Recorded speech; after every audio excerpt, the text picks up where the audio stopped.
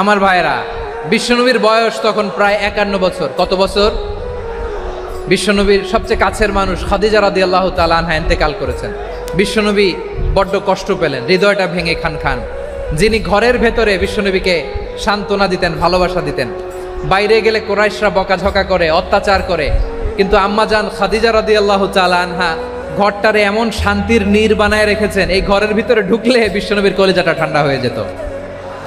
এজন্য রব্বুল আলামিন বলেন, খাদিজা, ও আমার বান্দি খাদিজা, জান্নাতে এমন স্পেশাল একটা ঘর আমি তোমার জন্য রেডি করে রেখেছি। ওই ঘরের মধ্যে কোনো আওয়াজ নাই, ওই ঘরের মধ্যে কোনো নয়েজ নাই, ওই ঘরে কোনো বিশৃঙ্খলা নাই। কারণ মক্কার জমিনে আমার নবী কুরাইশদের বিশৃঙ্খলা, নয়েজ আর ঝামেলাগুলোকে উপেক্ষা করে যখন তোমার ঘরের ভিতরে ঢুকতো, ঘরটারে তুমি শান্তির নীর, ঠান্ডা, নীরব, নিস্তব্ধ, নিঝুম আর শান্তির নীর বানিয়ে রেখেছ।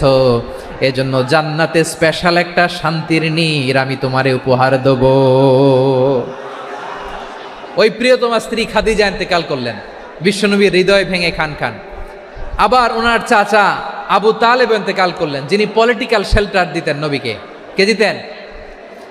আবু তালেবের ভয়ে, বিশ্বনবীর এই চাচার ভয়ে কোনো মুশরিক নবীর গায়ে হাত দেওয়ার সাহস পায় নাই।